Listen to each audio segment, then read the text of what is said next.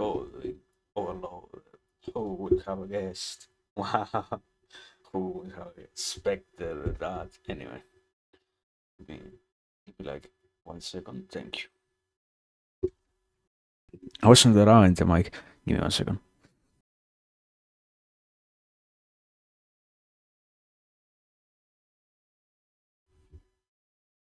Yeah. Da, da, da. Da.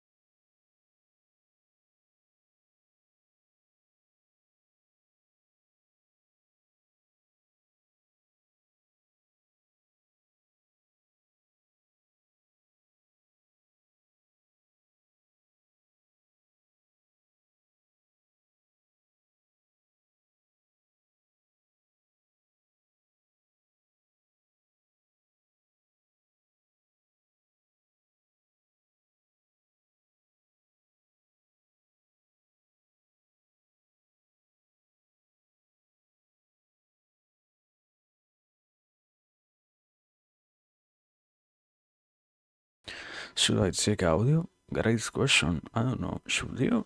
Probably. It will be a great idea, I think.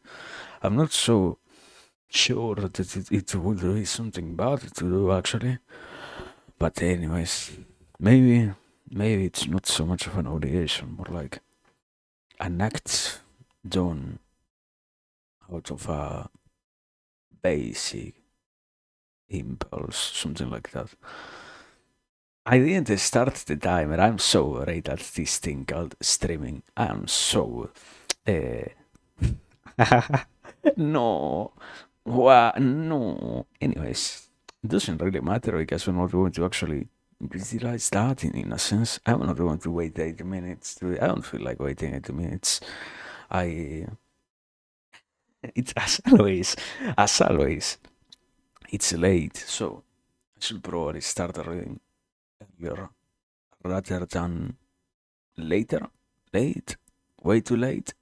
So yeah, let me check the audio. It's live, I guess. I know, bro.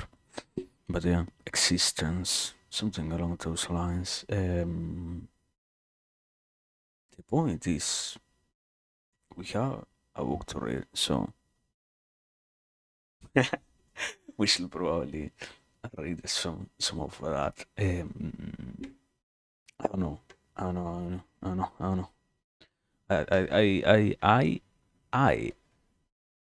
I, an eye for an eye. No, I personally, myself, first person singular. I think.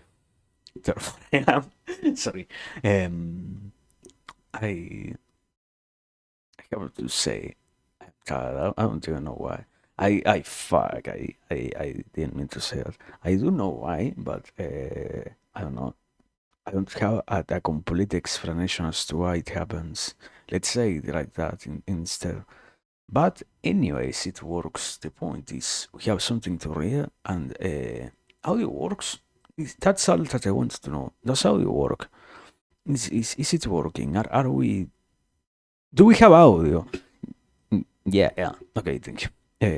I can actually mute this now. Um, okay.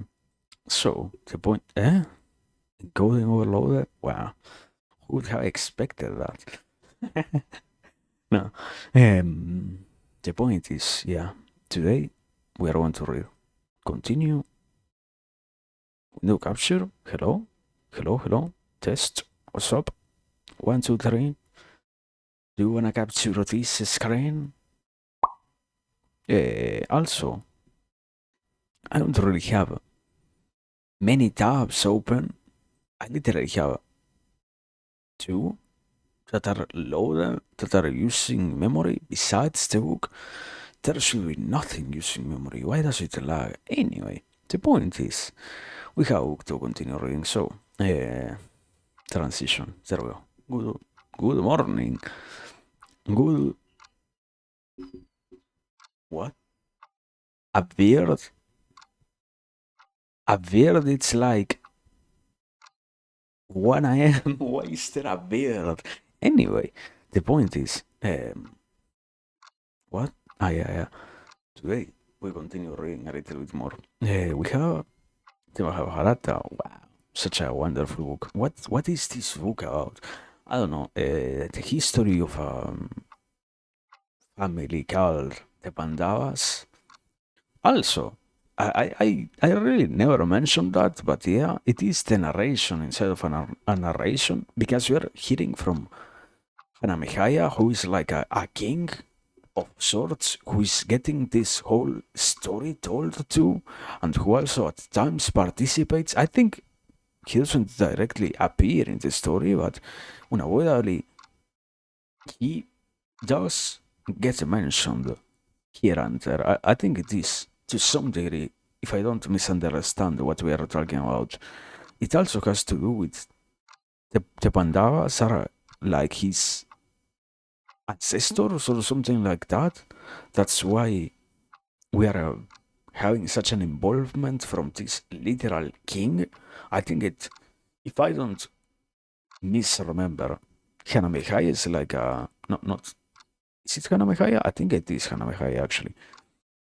That guy is one of the many kings of the earth. That whole, I wouldn't say weird. Once you get to understand how stuff works in the Hindu tradition, it makes sense that people get to ascend to that position of king of the earth because it's far more simpler, at least in this era, in terms of oh yeah, and anybody who gets to conquer the whole earth, that's it. That's how they get to become kings. Not so complicated. So it's interesting to see that. And yeah, in this case, Hanamihaya is a descendant of the Pandavas, as in the main guys. But yeah, he doesn't. I think he doesn't really have that much of an actual appearance or a participation in the story directly. He's just, let's say, the vehicle for the whole narration to keep on happening in terms of who actually is asking all of these questions and who actually has an interest. It's something that sadly doesn't happen in this story, in this book, let's say, is that things get to be said without a reason. It's like, I don't know.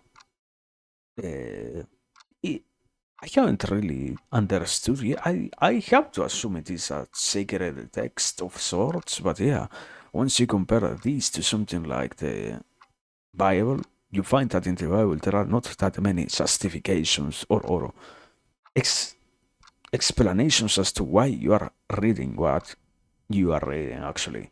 Here you have many justifications that are inside of the own story. It's like, oh yeah, we're actually exploring this question because somebody asked that, or ask maybe, I don't know, for example, we're in the narration of an incredibly long story that is about how the world is unfair. It's a metaphor as to why the world is unfair on people who are good.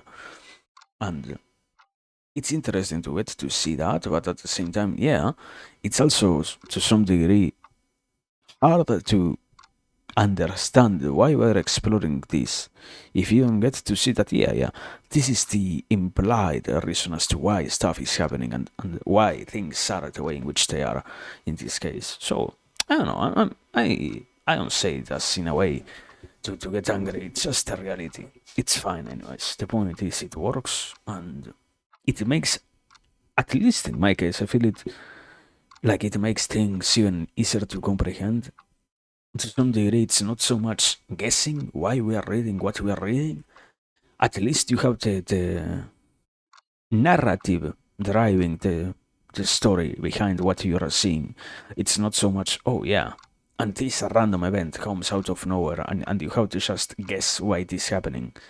Everything is interconnected more expressly instead of in, I said before, like in something like the Bible, in which you have to somehow find the connections. Like just a word can be a connection. In other cases, no. In this case, the story is all a continuous cycle, not not cycle, a continuous thread that moves forward always. So anyway, the point is, let me actually start, I guess. So you have Canto 279. That's yeah, that's supposedly where we left last time. Not where we left. What we where we have to continue from last time. Yeah, as I said before, the story is right now we are in the middle of a narration as to why the world is unfair with people who do good and such. And inside of that metaphor, we are particularly exploring the story itself of how one guy, Rama, got his wife stolen. I think the wife was named Sita by a bad guy, basically, and how he got revenge. And yeah, the last thing, last canto 278, was about how Sita got to understand that things were going to be fine and such. Anyway, the point is, let me continue.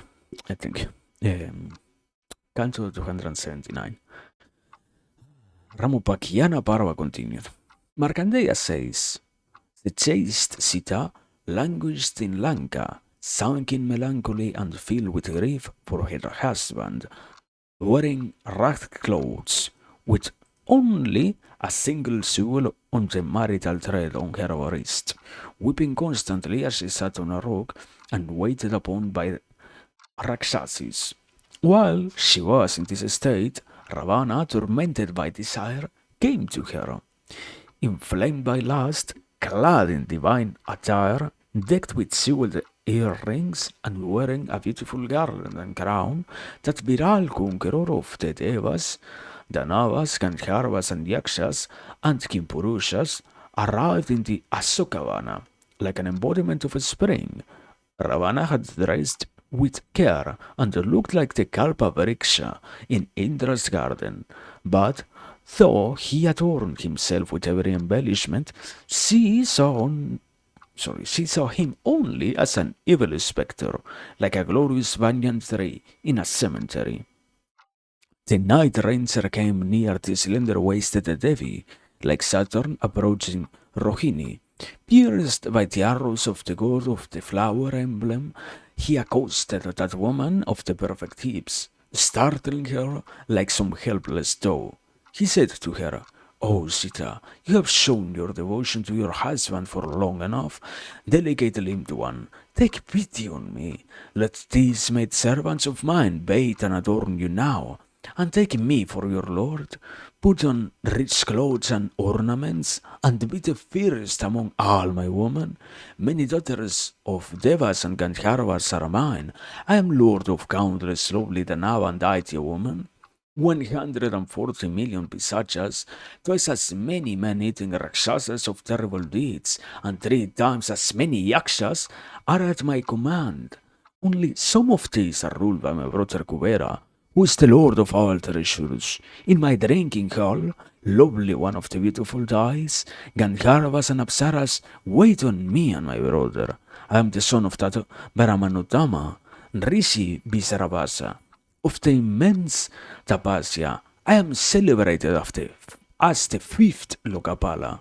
Beautiful one, I consume the finest food and drink in all the worlds. Why, I have as much wealth as the Devadeva himself. Let me put an end to your life of misery in the forest. Oh, you of the fair hips, be my queen, equal to Mandodari.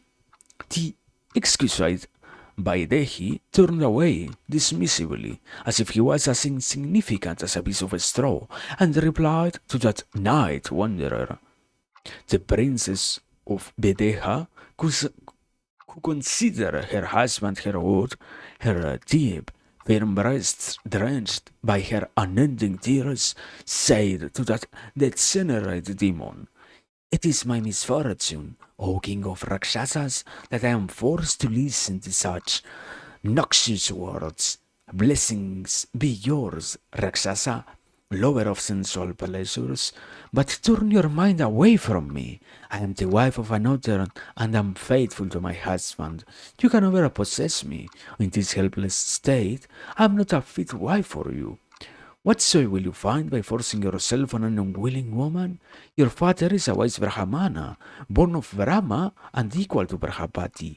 Being a Lokapala, why do you not live by Dharma? How can you feel no shame for having disgraced your brother, the worshipful lord of the Yakshas and the nine treasures, Kuvera, who is the friend of Maheswara himself? And Sita began to weep, her breast trembling in hesitation, and she covered her neck and face with her garment. Her long, black, glossy braid trembled from her hair like a black snake. Having heard Sita's sharp admonition, Ravana said sadly, Devi, let the Deva who has a Makara for his emblem burn me if I come near you. When you are unwilling, what can I do to you, who still adore Rama, a mere man? Saying this to that princess of blemishless character, the Rakshasa king made himself invisible and went away to a favored spot, alone, to console himself. And Sita, surrounded by the Rakshasa woman and treated with gentleness by Trihata, continued to live there in sorrow. Yeah, that's Canto 279. Any actual conclusion? I don't think so. I guess at the only important thing is in a way the question itself that Sita poses of how a Lokapala can live not by Dharma, as in not by following the things that they know are the correct things, and even more. It does have the other context of your father is a wise Brahmana, born of Brahma, as in one of the most important dharmic deities in itself. It's an interesting statement, let's say. I would probably argue that it has some, but I wouldn't exactly go with the symbolic value. It's more along the lines of, yeah, it has something along the lines of, wow. Maybe it does refer to this. I might be, okay.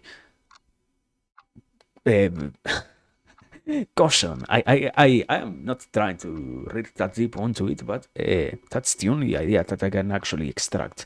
So let me explain. I think that to some degree, one of the many ideas that is being discussed, albeit in this particular case, very discreetly, is also the corruption that exists in any kind of king, in any kind of person in power, that concept of reaching places of more, yeah, of more wealth and such, and more importance for any, in this case it isn't even a human, for any soul corrupts them, because to some degree it doesn't become by itself plainly understandable why somebody who, once again, being enumerated as it is in this canto, the qualities of somebody who comes from a background from which they supposedly already know what are the correct things to do, what is the correct way to go, and such. If all of that isn't happening, if all of those things aren't actually going on in any way, it might as well be a sign of, wow, somehow this actually is, so to speak, a good example as to how, I wouldn't say unavoidably, but in most cases, yeah, the people who become important, the souls who get to find themselves being cherished the most by the rest of the world, so to speak, end up being diluted by, in this case, it isn't Dharma, Adharma, it's something along the lines of yeah, worldly pleasure, something along those lines, I guess it is, the proper quality, and it is still just a question that is being, or just an analysis that is being proposed on. I don't think it clearly gives also an explanation as to why it even happens, despite, based on what we have also seen before. it seems to be, yeah, unavoidably that what's his name? I already forgot the name of this guy. Uh, I I'm so at this thing of reading. What's what's his name?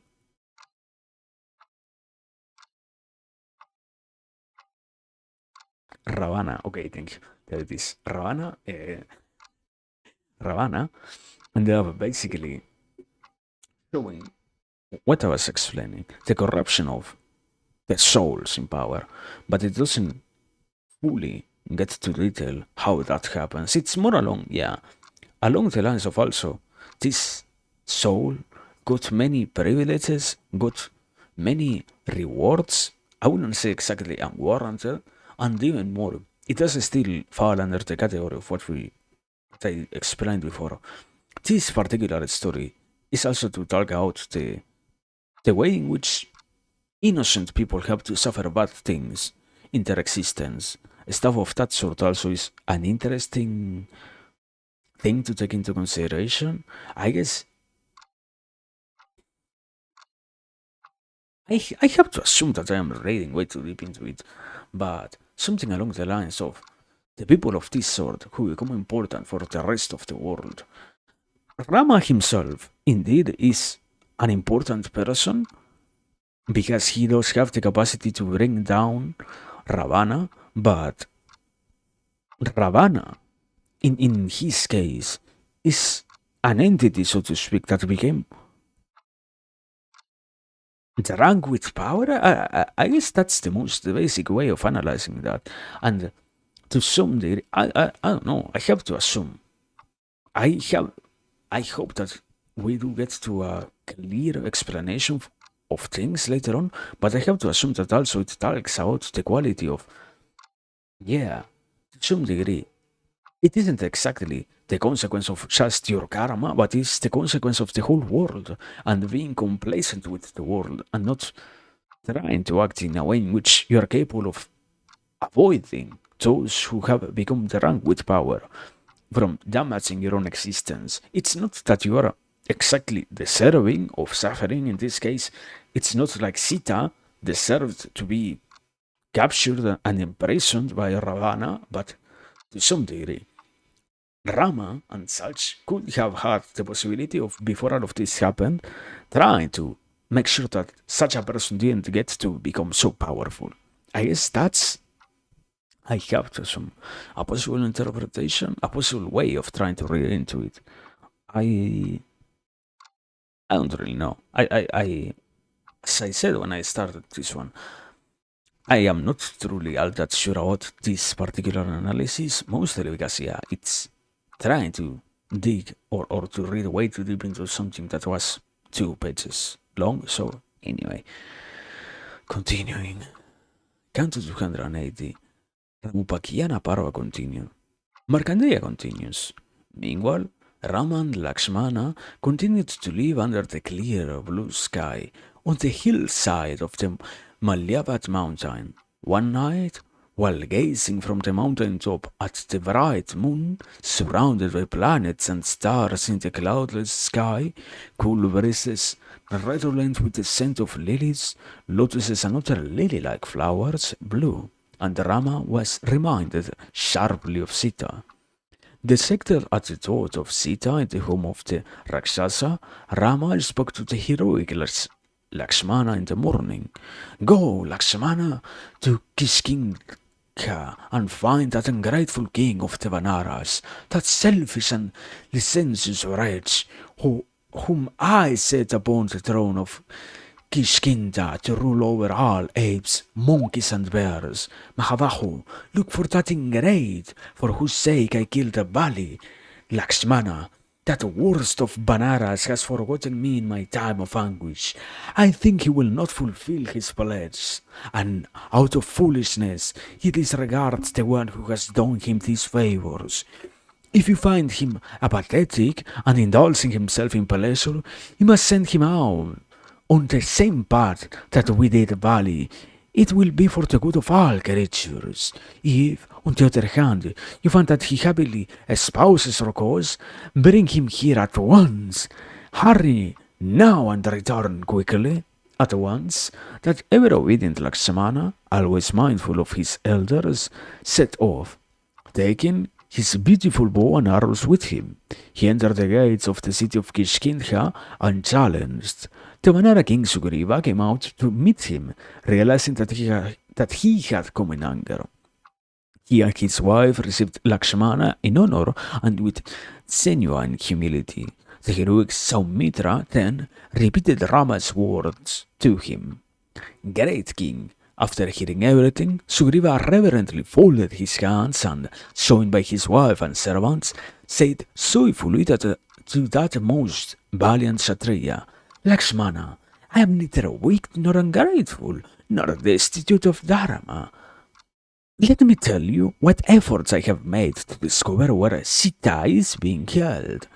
Captive, I have dispatched intelligent monkeys in all directions and instructed them to return within a month. They will search the entire earth, her forests, hills and seas, and her villages, towns, cities, and deep mines. In 5 days, that month will end, and Rama and you will hear happy news. Noble Lakshmana was pacified and he, in turn, paid his respects to the king of the Vanaras. They both went back to Malyavad, where Rama waited, and Lakshmana told him that the mission to rescue Sita had already begun.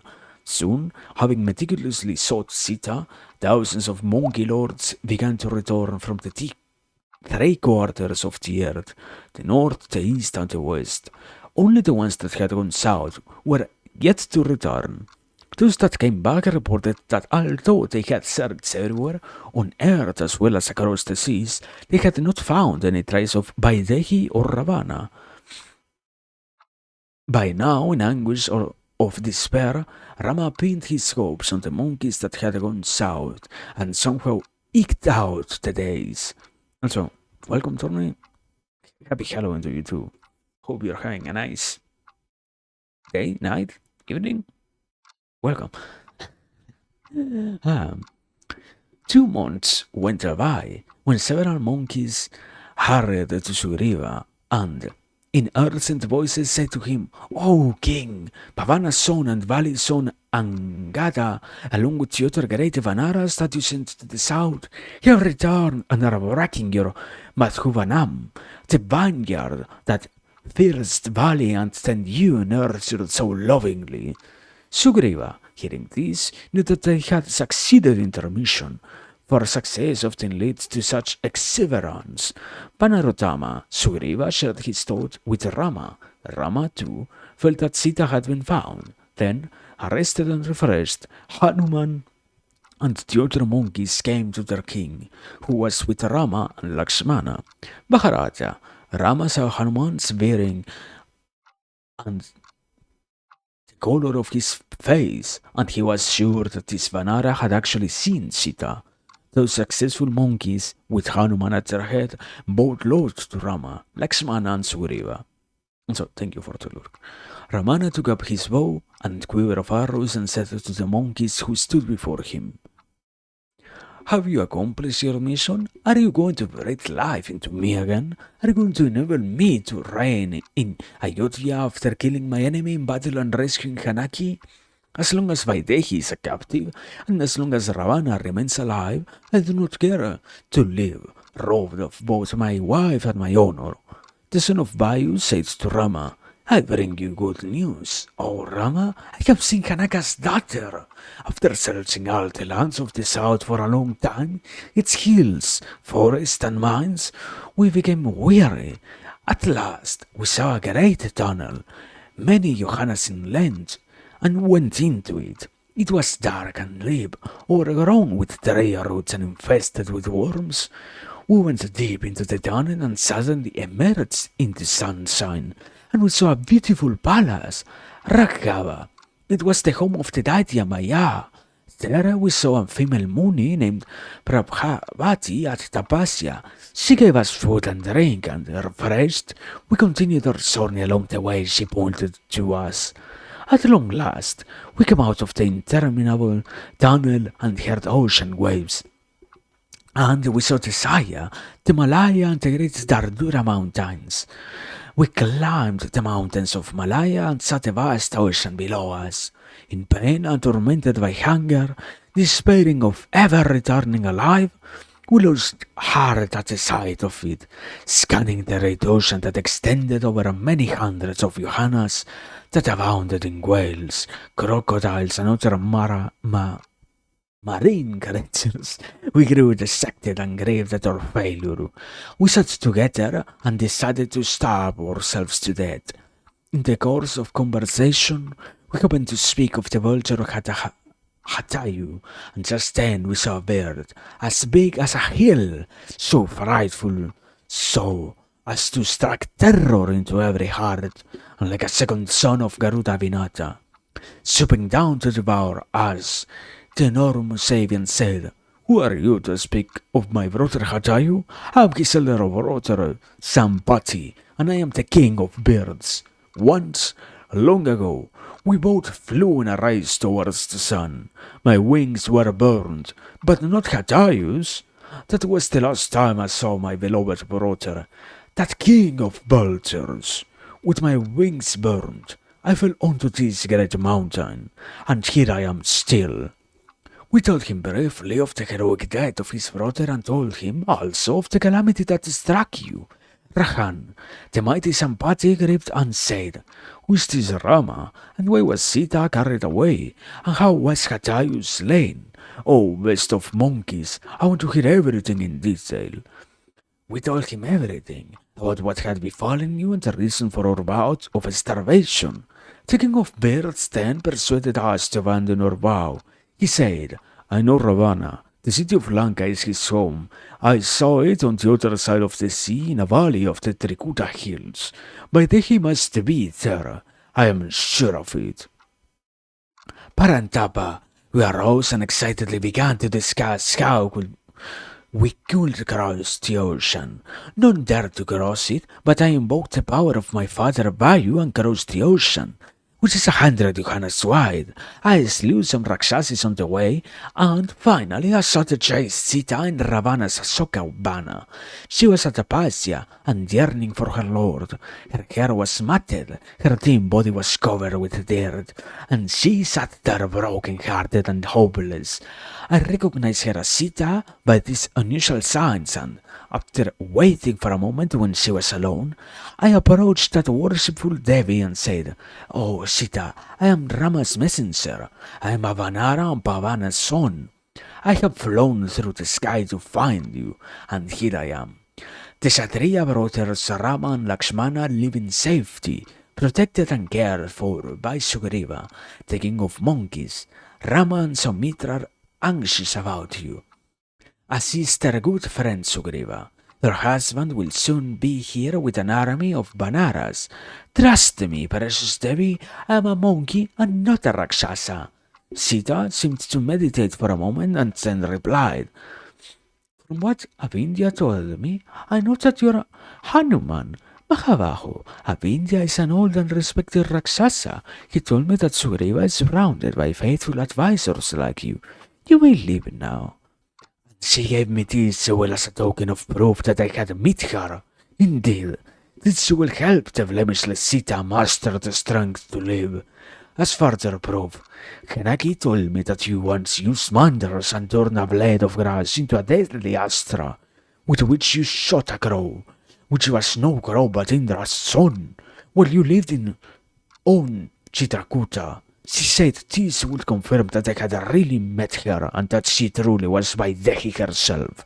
I then allowed myself to be seized by Ravana's soldiers, and I set fire to the city of Lanka, said Hanuman, says Markandeya.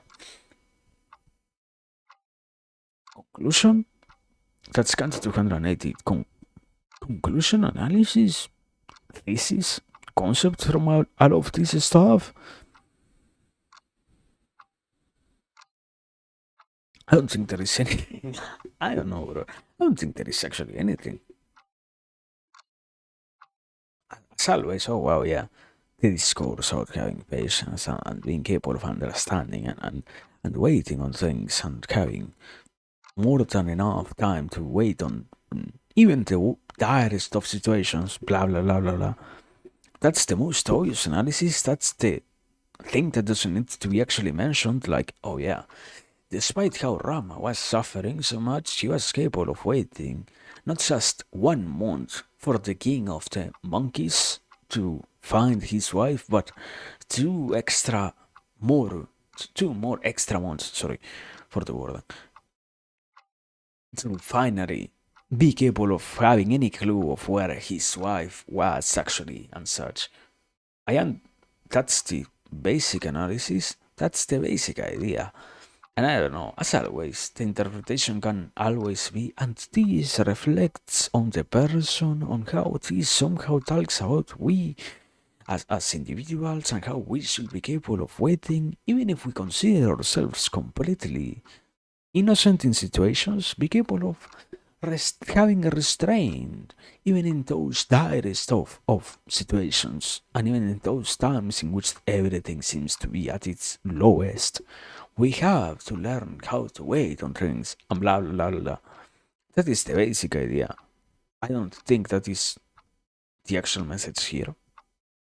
Uh, this can't doesn't seem to be about that particularly. I guess the whole concept of, oh yeah, this is a piece of actual evidence for me being who you think you being able of recognizing me and delivering this message to, in this case, Rama, my husband, and whatnot. That might be important. I wouldn't actually say so. I think it is interesting, but I wouldn't call all of that the most important part of this meter, right?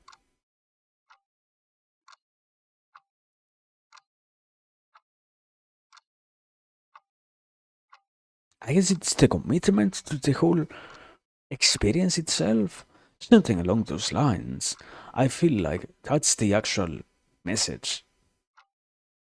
The capacity for all of these different people who are, I guess, despite the degrees of separation and whatnot that exist between them, the capacity to actually make sure that things move in the right direction, to make sure that this mission that, let's say, Rama has towards finding Sita, his wife, gets to actually be fulfilled. That is the important aspect of this. How the Vanaras, as in the monkeys, all work in favor of Rama, and his goal is something of importance, but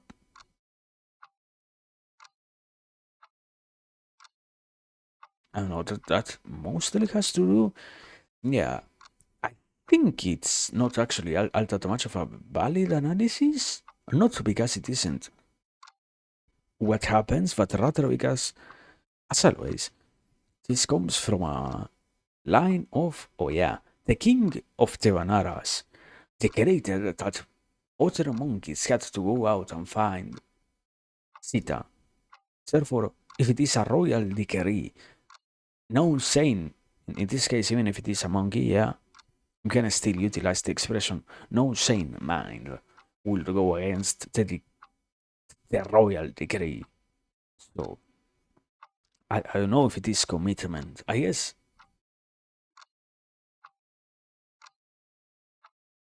that sense of brotherhood probably is also the interesting aspect of that.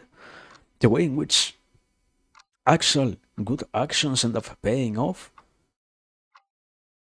But even then, it ends up feeling more along the lines of it isn't actually a good action performed out of the goodwill of an uninterested person, but rather a good action, yeah, a good action performed for the sake of getting a favor in return that needs to be paid off, in this case with the help of the Vanara King and all the other Vanaras, or Vanara spies, so to speak, you know? But yeah, I guess those are the ideas that are contained, at least in this canto. I think so. So yeah, anyway, let me Let me ring something. And after that, we continue. But I don't think there is anything else here, personally.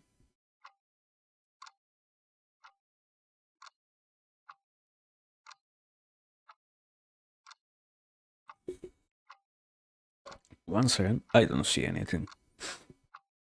At the least myself. So let me progress a little bit more. Cancel 281. Yeah. Continuing. Ramopakyana Parva. Continuing.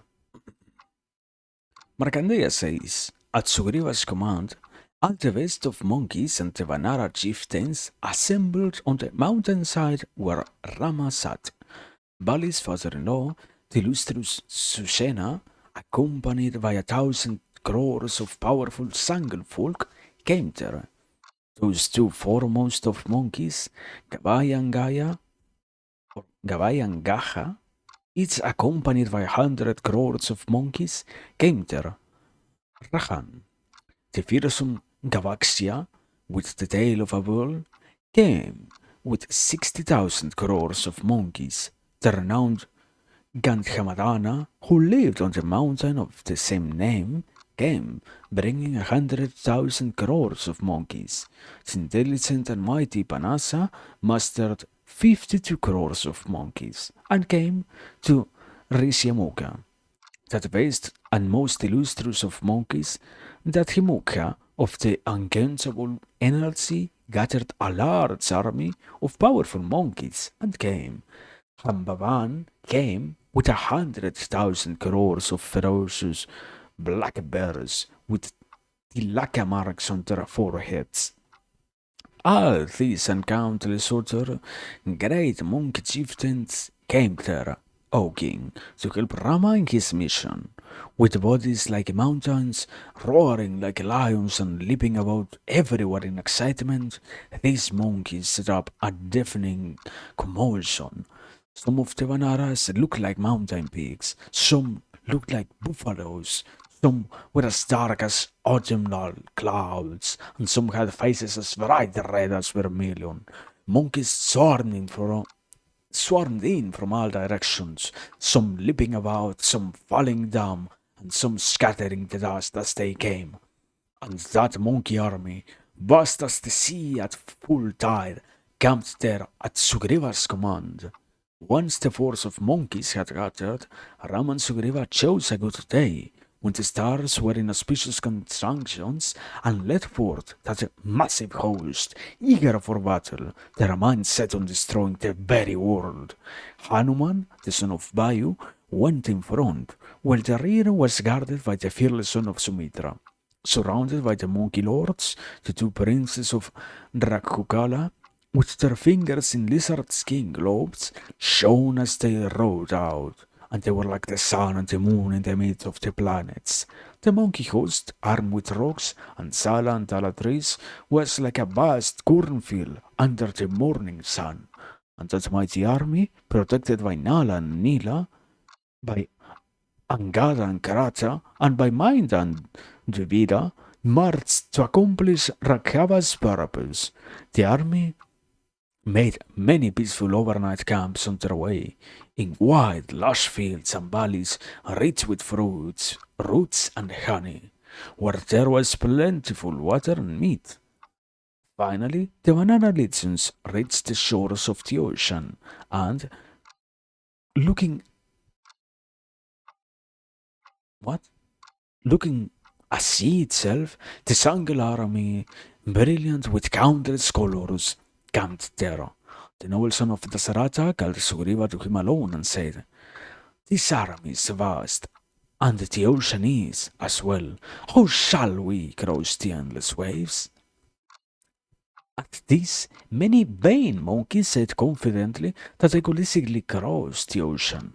But this was not of much use, as they could not all cross on their own. Some of the monkeys proposed that they cross in ships, some in boats and some on rafts of various kinds. However, appeasing them all, Rama said, the sea here is a full 100 Johannes wide. Oh, heroes, Altevanaras will not be able to cross it. Besides, we do not have enough boats to carry across all the troops. It is not dharma for us to interfere with trade by commanding merchant ships, or fishing boats or rafts, or armies in men, and the enemy will use any little weakness to wreak havoc on us. I do not recommend crossing the sea in ships, boats, and rafts. I will pray to the Lord of the Waters to show us the way. I will fast and lie on this shore. He will certainly show himself to me. If he does not, I will punish him with astras that blaze brighter than fire and are unquenchable. Both Rama and Lakshmana touched the water in ritual purification and lay down on a bed of kusa grass spread upon on the sand. The divine Sagara, the lord of all rivers, surrounded by his aquatic creatures, appeared to Rama in a vision. The ocean, surrounded by innumerable same-filled mines, spoke sweet words to Rama. He said, "O son of Kausalya, Manasha, Manavarashara." Oh, let me try again. Manavarasha. Ah, there, God. Anyway, let me restart. Oh, son of Kausalya, Manava Rishabha, tell me how I can help you. I too am from the Ikshbaku dynasty and your kinsman. Rama said, O lord of male and female rivers, I want you to create a pathway for my troops, using which I can reach Lanka and kill Dasagariva and Ravana. That drag of the Pulastias, if you do not make me the way I ask of you, I will dry you up, my divine Astras. Hearing what Rama said, the ocean joined his hands in respect and said in distress, I do not want to put any obstacles in your way. I am no enemy. Listen, Rama, to what I say and then do what is fitting. If I give your army passage at your command, others will threaten me with their weapons and others me to do the same. In your army there is a monkey named Nala, who has boundless strength and skills. He is the son of Dashtri, the architect of the Devas. Whatever he throws into my waters, be it wood, grass, or stone, I will hold it up on the surface, and you will have a bridge to cross on. Saying this, the Sagara disappeared. Rama rose, called Nala to him, and said, Build a bridge across the sea. You are the only one who can. It was thus that Rama, scion of the Kakutstas, had a bridge built, which was 10 Johannes wide and 100 Johannes long. And to this day that bridge remains famed and is known as Nalasetu, Nala's bridge. Only when the bridge was completed did Nala of the mountainous body come out of the water at Rama's command.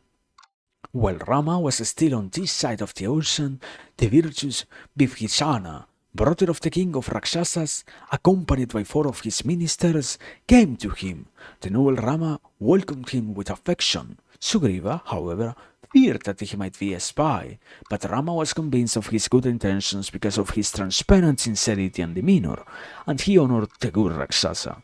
He installed Bibhishana as the sovereign of all the Rakshasas and made him his own counselor and a friend of Lakshmana's. It was under Bibhishana's guidance, Rahan, that Rama and his troops crossed the great ocean by means of that bridge, and it took them a month.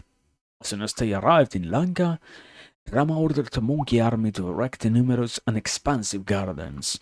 While Rama's troops were thus engaged, Bibhishana captured 2 of Ravana's ministers and spies, Sukha and Sarana, who had disguised themselves as monkey and come among the Vanaras. When those night rangers assumed their real forms, Rama showed them around his troops and dismissed them quietly. Then, after creating camps for his legions in the gardens of the verdant Iceland, he sent the wise Angada as his envoy to Ravana. Okay, understandable. That's gone to 281, I think? Or, we're in 200, yeah? We're not in, yeah, 281. I don't think it is, in this case, probably, I do have the curiosity of this Nalasetu. Is this, and to this day, that bridge remains famed and is known as Nalasetu. Is it still an existent building construction? It does feel like more than anything else.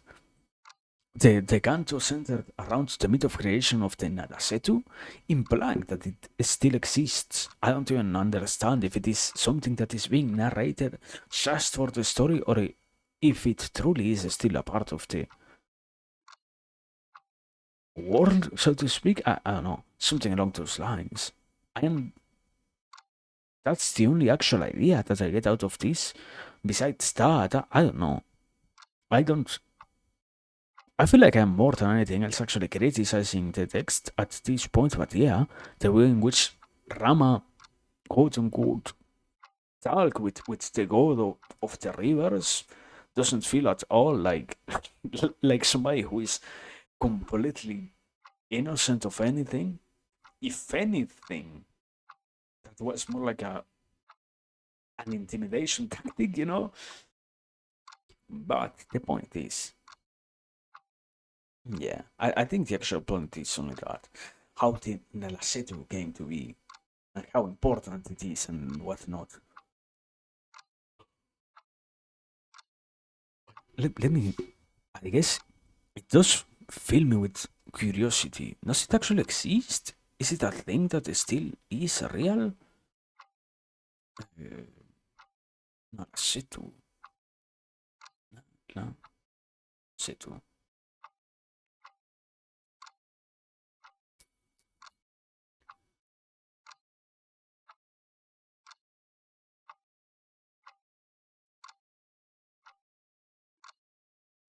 What?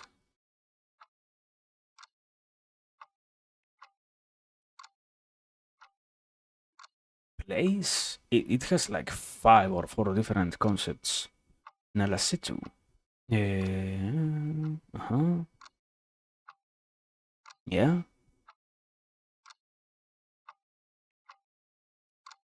It is.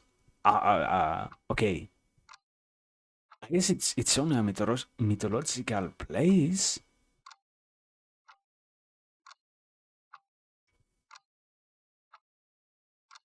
Mm, based on yeah. It doesn't seem to be an actual place. It's more like a mythological concept, I guess. A place of mythology. I don't know. Otherwise, yeah. Then the concept itself exists. Then what's the actual meaning? If it isn't actually this idea of, oh yeah, the Nalasetu being a thing and such, if it isn't the founding myth behind the Nalasetu, because in itself the Nalasetu isn't a place which you can pinpoint in a map. What is the actually idea? The overcoming of the issue itself? The concept of, oh wow, yeah, how the, the ways of nature cannot be actually modified. This thing that, let me see. What is it? What is it? I do not want to put any obstacles. I am no enemy. This this concept of what Sagara said about not having the capacity to just directly obey. He can bend the rules in a way in which they work for Rama, but Sagara cannot directly just open the, a pathway towards the nation of Ravana, so to speak. I think that is the idea. That's the main concept. But is it actually all that important? I think it's like a no-use notion in terms of, oh yeah, no human being has the capacity to actually twist reality, no matter how much of a novel cast they are going through or they are utilizing as a reason for persuading the gods and whatnot. Even in this case, it doesn't happen. I guess that's I am saying it as if it was obvious. I guess that's the concept that unavoidably, no matter how much of a good thing it is, No human has the actual capacity to modify reality, bend the world to their will just like that. There are still things in order that need to happen and need to be maintained no matter what. So, in this case, Sagara, as in the deity of the rivers and the oceans and what's not, of the bodies of water, cannot make it happen that the whole world just submits to the will of Rama. I think that is the concept. I think so, I think so. But yeah, continuing.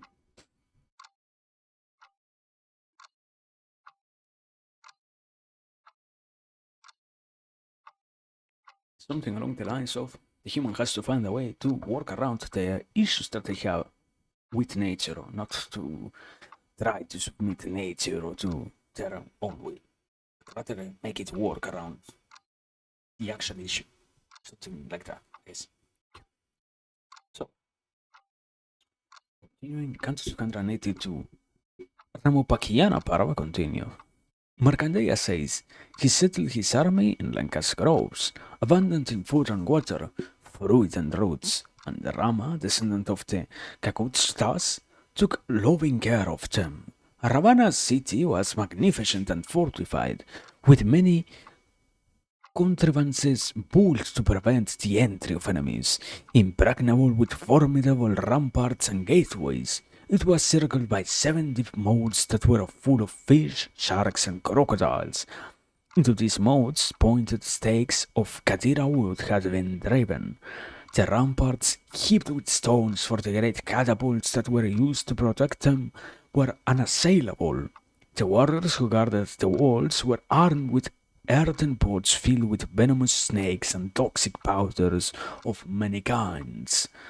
They also had firebrands, arrows, lances, swords, and battle axes, and satagnis and sturdy maces covered in wax so they could be set alight.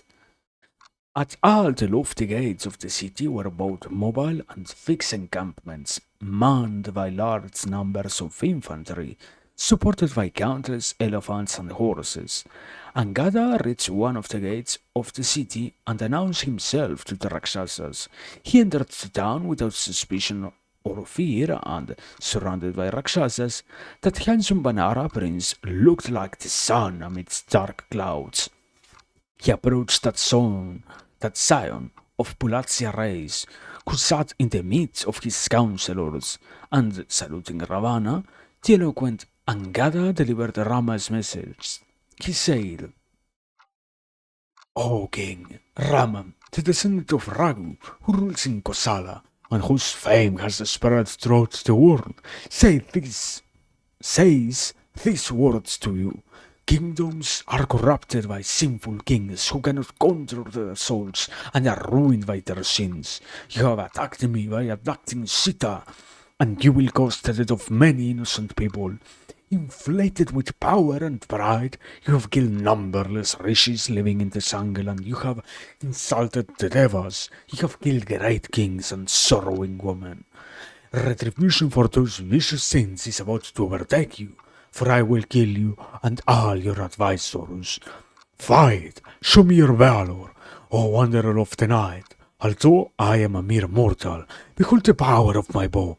Release Kanaka's daughter Sita. If you do not set her free, I will rid the earth of all her Rakshasas with my arrows.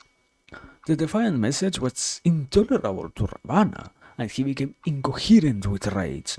4 Rakshasas, adept at reading every nuance of their master's body and face, seized Sangata like 4 eagles taking a tiger. Held fast in the grip of those 4, Angada sprang up and landed on the terrace of the palace with such velocity that the Rakshasas lost their hold on him and fell down to their flagstones below, bruised and their ribs broken. From the golden terrace on which he had alighted, Angada leapt down and out over the walls of Lanka and flew to his comrades. He went to Rama, and after relating all that had happened, and with Rama's permission, Angada of the magnificent Texas retired to rest before battle. Then Rama used all those monkeys who were as swift as the wind in a single action and stormed the walls of the city, bringing them crashing down, with Bibhishana and Jambavan, king of bears, marching ahead of him. Lakshmana blasted down the southern gate of the city that was once impregnable.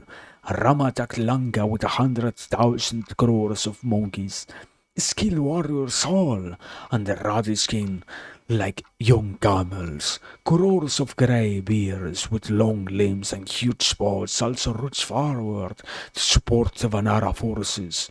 The monkeys leapt up and down everywhere, and raised such a pall of dust that the bright orb of the sun was invisible.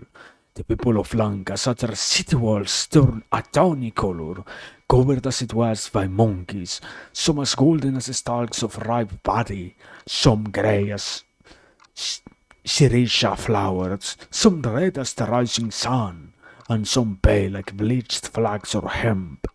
The Rakshasas, with their wives and elders, marveled at that wondrous sight. The monkey warriors pulled down pillars made of precious stones and erected terraces and roof of palatial mansions. They shattered the catapults and their missiles into fragments and scattered them everywhere. They flung these antagonists, the discs, clubs, and stones down into the city with great violence and explosions. The Rakshasas that had been stationed on the walls as guards took to their heels and fled in the thousands. Hundreds of thousands of dreadful Rakshasas, who could assume any form at will, came to battle at the command of the king. With a barrage of arrows, they drove the forest dwellers away, and the demons stood on the ramparts in a display of strength. Those massive Rakshasas forced the monkeys off the wall, and, struck by enemy lances, many monkey chieftains fell from the ramparts, crushed by falling columns and gate posts. Many Rakshasas too fell to their deaths. The monkeys and the dreadful Rakshasas, who began to eat them, locked in a bloody struggle. They seized one another by their hair and tore each other apart with their claws and fangs. The roars of Vanaras and Rakshasas filled the earth, and so many on both sides fell to rise no more. Neither side was willing to yield. All this time, Rama poured a thick stream of arrows on Lanka, like clouds do rain, and his arrows inundated the city, killing innumerable Rakshasas. The mighty Saumitra, Lakshmana, tiring in battle, picked particularly strong Rakshasas on the ramparts and killed them one by one with Naracha's iron arrows ablaze. And when the monkey army had pulled down the fortifications of the city of Lanka, making easy targets of everything within, Rama called a halt and commanded his simian forces to desist. That's Canto 282. Is there any actual point of this? I don't know. Besides all the bloodshed and the violence and such, I guess I don't know. As always, I just guess what we are reading, what is the actual intention of what we are reading. I know that I mentioned why these were the reasons before, but yeah, basically the confirmation, unavoidably to some degree, it was the karma of the Ravana to die because of his sins. Also, yeah, that he got drunk in power. He used to be good, but he got corrupted because of his incredible power and whatnot, and such. But I love that I already explained. Basically, we are not going to read it for the fifth, fourth, sixth time. The concept itself is at this point already explained, or it was already explained before. So yeah, this is the only interesting thing, but it isn't even anything new actually. It's just a confirmation of the previous theories, but nothing else. So yeah, continuing, I guess. Um,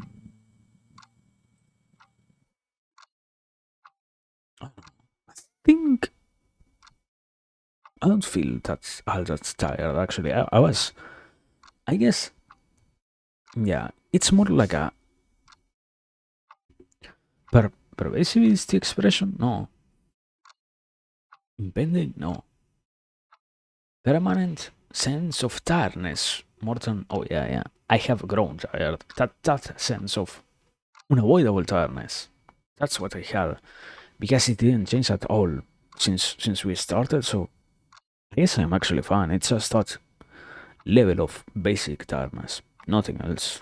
So what I'm trying to actually say with that, probably we're going to continue a little bit longer, but I will still have to take a break. I have run out of water, so I should probably get some more. But yeah, continuing. I guess, let me see. Before I actually continue, let me see. Maybe one, two, yeah, two more cantos, and after that, yeah, I will take the break to go get some water, actually. So, canto 283. Ramopakiana Parva continued. Markandeya said, while the withdrawn troops were resting, many small Rakshasas and Pisachas, loyal to Ravana, insinuated themselves invisibly amongst them. Among these infiltrators were Parvana, Patana, Hambha, Karak, Krodhavasa, Kari, Pararuha, Aruha, and Prakhasa. But Bibhishana knew them and undid the Maya which made them invisible. The Vanaras leapt on them and killed them all. Ravana could not bear this, and he marched out at the head of his troops. Ravana, who was an expert in the art of warfare as Usana, marched out, surrounded by his fierce some army of Rakshasas and Pisachas in a Vyuha known as Susana, and fell on the monkeys.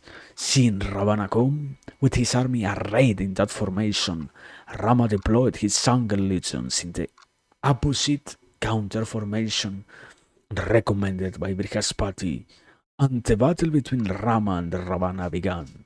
Lakshmana faced Indrajit, Sugriva fought Virupksha, Nikharvata fought Tara, Nala fought against Tunda, and Patusa engaged Padnasa. Each warrior on the battlefield fought against one that he considered a match for him. That encounter, so frightful to the timid, became unbearably fierce like that between the Devas and the Asuras in the days of old. Ravana covered Rama with a storm of arrows, lances, and swords, and Rama tormented Ravana with a stone-wetted iron arrows. Lakshmana struck Indrajit with arrows that would penetrate the body's most vital organs, and Indrajit responded with an arrow with the lutes. Bibhishana showered arrows on Prahasta, who countered with a like shower, both fighting recklessly with winged arrows sharpened to deadly points. And then, between those mighty warriors, there followed a duel with awesome Devastras, and the three worlds with their mobile and immobile creatures were terror-stricken. Is there any... I don't think there is any actual conclusion to this one. I don't know. What's... There is one single sentence that is minimally interesting, but it isn't even all that important actually. Each warrior on the battlefield fought against one that he considered a match for him. That's all of that. I guess that's the sense of the Kshatriyas, not much else. That's the sense of, oh yeah, we as warriors have the necessity to actually fight with people that we know we will have a proper fight with. This sense, that eternal sense of having proper battles and not just defeating the weakest enemies or suiciding sort of against the strongest enemies also. That's the only concept that matters here. Everything else is still just a narration of the conflict and whatnot. And how, yeah, oh wow, how equal the battles are and blah blah blah. Continuing. Canto 284. Ramopakiana Parva continued. Markandeya says, Parhasta suddenly rushed against Bifkishana and, with a roar, fetched him a staggering blow with his mace. Despite being struck with such force, the mighty armed and wise Bifkishana held his ground and stood firm, like the Himabat mountain. He took up a javelin adorned with 100 bells and, investing it with the power of mantras, hurled it at Prahasta's head like a thunderbolt. That weapon sloughed off Prahasta's head, and he looked like a mighty tree felled by the wind. When he saw Prahasta killed, Dumkaraksha charged the Vanara host in fury, and when the monkey leader saw Dumraksha's soldiers flying towards them like swift, dark storm clouds, they broke ranks and fled. And when that tiger among Banaras, Pavana's son Hanuman, saw those best of monkey warriors lose heart, he came forward to take up the fight. And Rahan, when the retreating jungle warriors saw how fearlessly Pavana's son stood on the battlefield, they turned back at once to support him. Fearful was the din that arose from Rama and Ravana's forces clashing. The field was soon a quagmire of blood. Leading the demon on rush, Dumraksha attacked the monkey host with a volley of winged shafts. Then Hanuman confronted him. Fierce was the contention between the Vanara and the Rakshasa heroes, like the one of long ago between Indra and Prahlada. The Rakshasa struck the Vanara with maces and spiked clubs, and the monkey struck the demon with uprooted trees. Finally, the enraged Hanuman slew the Rakshasa along with his charioteer and horses, and smashed his chariot into little pieces. Seeing the Raksha killed inspired the monkeys with courage, and abandoning all fear, they charged the Rakshasa army with whoops and roars. They slaughtered countless Rakshasas, and the remaining fled back into Lanka. The remnants of the Rakshasa host came to their king and told Ravana of everything that had happened. When he heard how Prahasta and Dumraksha had been killed and their armies destroyed, Ravana sighed deeply and rose from his throne. The time has come for Kumbhakarna to come to battle, he said, and awoke his brother from his long, deep slumber with noisy instruments being blown into that monster saga-like ears.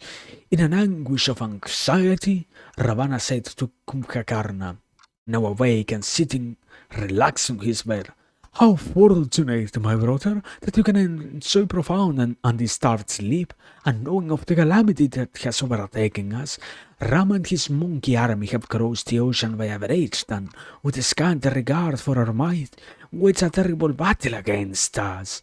I stole his wife Sita from him, and he has come to rescue her. He has already killed our kinsman Prahasta and some others. Parantapa, there is no one alive other than you who can vanquish Rama. Oh, bravest of all, put on your armor and go at once to dispatch Rama and his followers. Dushana's two younger brothers, Bhagravega and Brahmathina, will join you with their forces. After Kumbhakarna, the Rakshasa king gave Mahabharata and Brahmathina their orders, and the warrior brothers marched out of the city behind Kumbhakarna. Yeah, it's. I remember something along these lines before. I don't exactly remember where, but I remember reading to a certain degree. The Mahabharata is also a lot of logs about wars, conflicts that supposedly happen between quote unquote real civilizations of old, supposedly, we have to assume. Now, whether we're talking about demons and monkeys, I don't think they were demons and monkeys, implying that they were something. They might as well have been people who utilized symbols like those. That's why, by the writers of the Mahabharata, they were seen as demon and monkeys and such. But I don't know. I don't I don't have any other thing to actually say. It's just literally war and people dying and such. I guess one important thing to notice is the eternal idea of how spirits function in the midst of battles and whatnot, and how generals matter for the rest of the troops, and how when somebody important dies, troops are discouraged and whatnot, and even more when the enemy is the one who loses somebody from the highest rankings, the even the most coward soldiers from the other side are capable of finding renewed strengths and such to keep on fighting. That's once again, that's not all that complicated of an ocean. It, I don't think we need to actually consider all of that. I guess not. I think the expression is sardonic, not to be sardonic, but yeah, that isn't even exactly being explained here. It's just a far more basic narration of the events. You can try to give them an interpretation, but once again, it's just war. Meaningless war to some degree, so continuing, guys. I don't know, let me. How much. How long is this next one? 2 pages?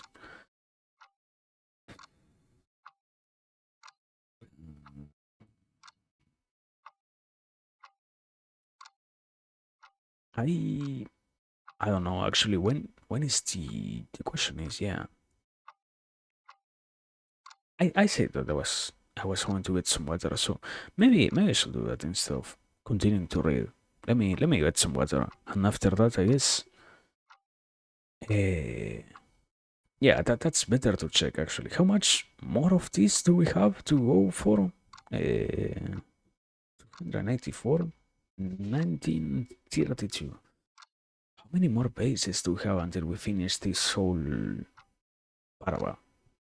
I hope we are close to finishing it.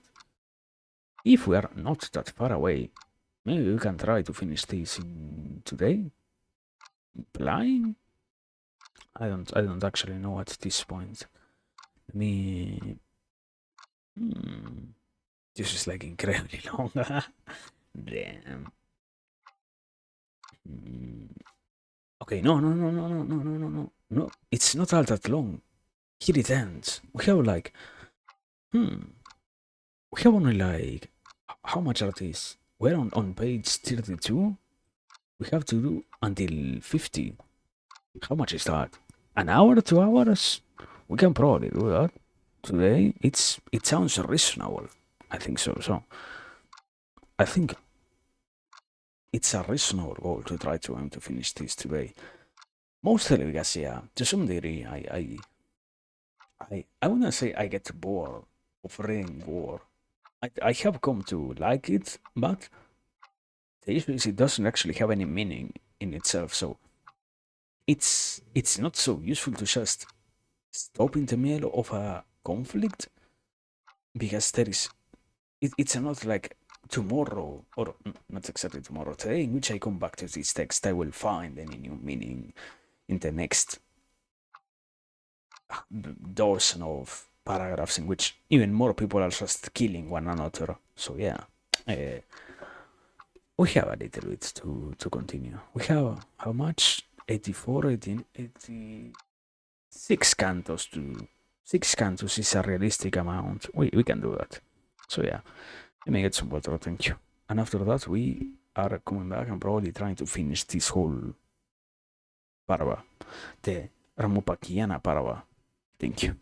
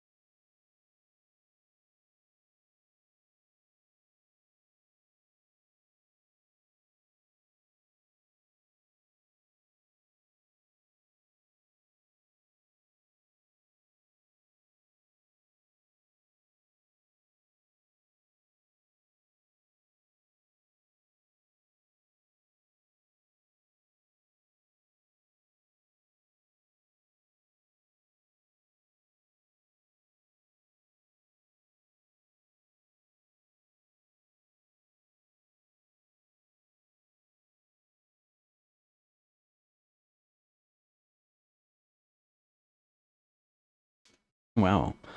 Take into consideration that I have even more water. It's weird. It's so fucking late. Why? Ah, hate these cycles. Why do they have no fucking filter? Why do they need to make as much noise anyway? I was saying, um, what? Ah, yeah, yeah. Water. Drinking too much water. That action of eliminating the water that you drink. That thing might happen. Most probably. Uh,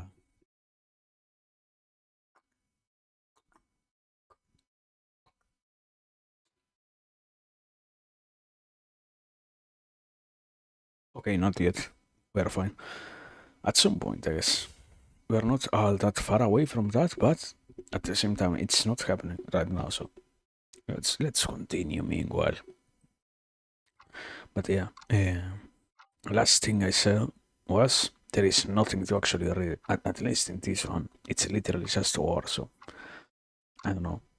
Is there anything to actually learn from war? I don't know. People dies. Wow. Continuing, bro. Canto 284. Ramopakiana Parva continued. Markandeya says, Prahasta suddenly rushed against Bibhisana and with a roar fetched him. Eh? I already read this?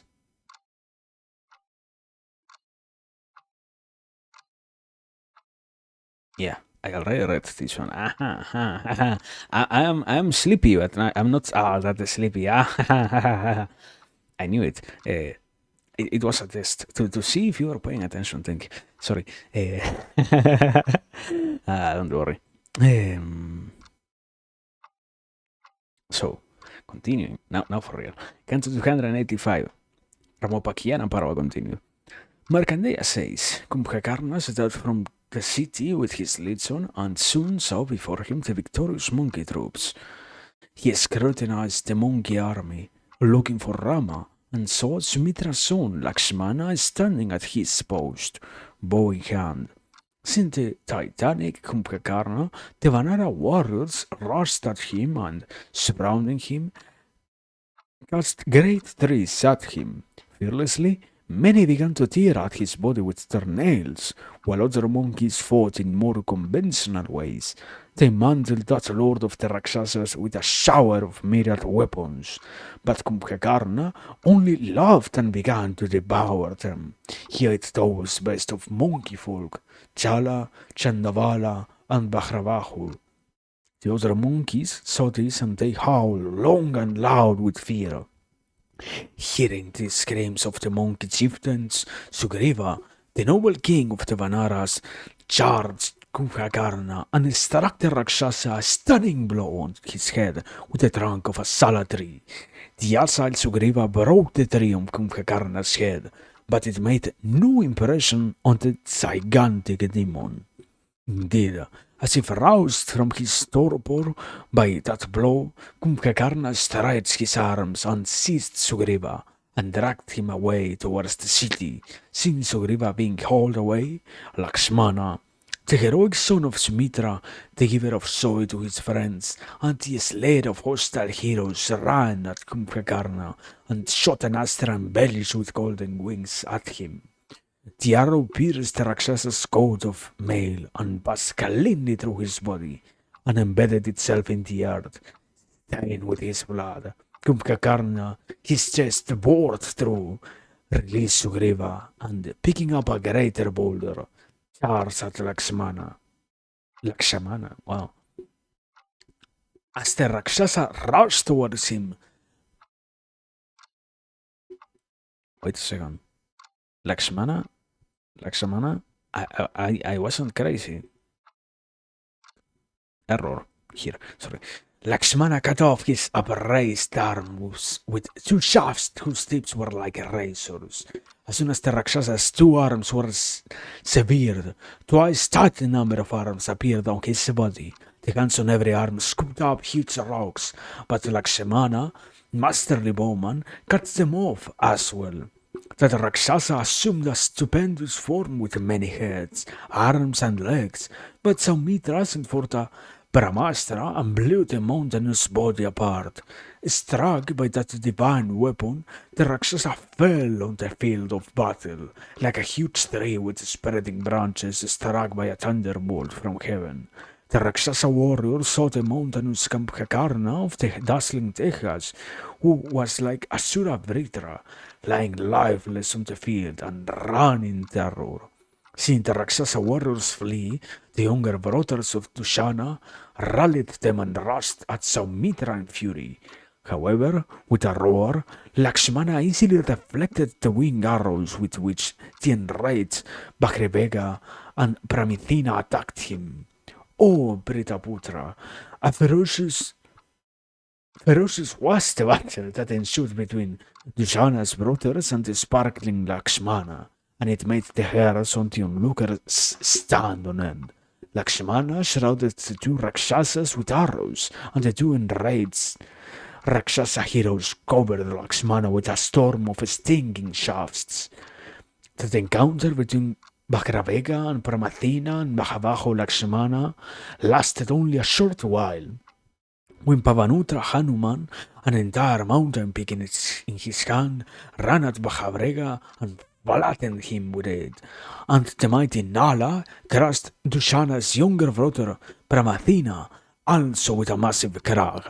Still, the deadly struggle between Rama and Ravana's soldiers raged unabated. The Vanaras killed hundreds of Rakshasas, and just as many of them were slain as well. However, the Rakshasa lives that were lost far outnumbered the number of Simiander. Okay, that's Canto 285? Yeah. Once again, the question is, what do you actually learn from this?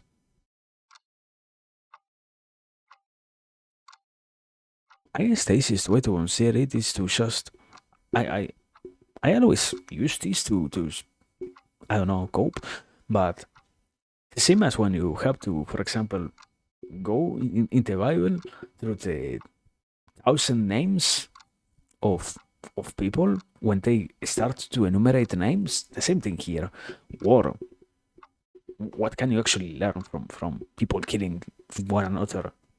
It's just that's the part of the epic that is pure text and nothing else. There is no lesson here. It's just violence for the sake of violence. So yeah. Anyway, thank you. Come to 286. Ramapakyana Parva continue. Markandeya says, Ravana learned of the deaths of Kumbhakarna and his followers. He heard that the great Prahasta and the Raksha had been killed, and he said to his son, the heroic Indrahit, Oh Parantapa, you must go to battle against Rama, Lakshmana and Sugriva, and kill them all. My son, I had faith because you vanquished the wielder of the Vajra, the thousand-eye, husband of Sachi. My son, use Maya to become invisible. Use the divine astras you received as a boon from the Devas and annihilate my enemies. Oh, best of warriors, not Rama, Lakshmana or Sugriva will withstand even a mere touch of your weapons, let alone their followers. Let the victory that eluded Prahasta and Kumbhakarna be yours, Mahavahu, arise, burn my enemies and their Sangal legions and enchant my joy, my son, just as you did once by humiliating Indra. Indrahit put on his armor, mounted his chariot, and drove to the battlefield. O king, that Rakshasa loudly announced himself and challenged Lakshmana, the bearer of auspicious marks, to single combat. Lakshmana rose and rushed at that Rakshasa with his bow and arrows, striking fear into his opponent by twanging his bowstring against the leathern glove of his left hand. Awesome and dreadful was the duel between those warriors, both masters of the Devastras, each defying the other to match his prowess, and both desperate to win. When Ravana's son found that his arrows did not harm Lakshmana, Indra summoned his vast energy and hurled countless spears at him with blinding force. The son of Sumitra effortlessly clove the lances with his arrows, and the shredded weapons fell impotent to the ground. Then the handsome Angada, the son of Bali, pulled up a huge tree and charged Indrahit, and struck him on his head with the bowl. Undaunted, Indrahit cast a lance of sorcery at Angada, but Lakshmana shattered that weapon. Undeterred, Indrakit struck Angada, who stood close to him on his left side with a mace. Warding off the blow, the enraged and vigorous son of Bali flung a massive salatry at Indrahit.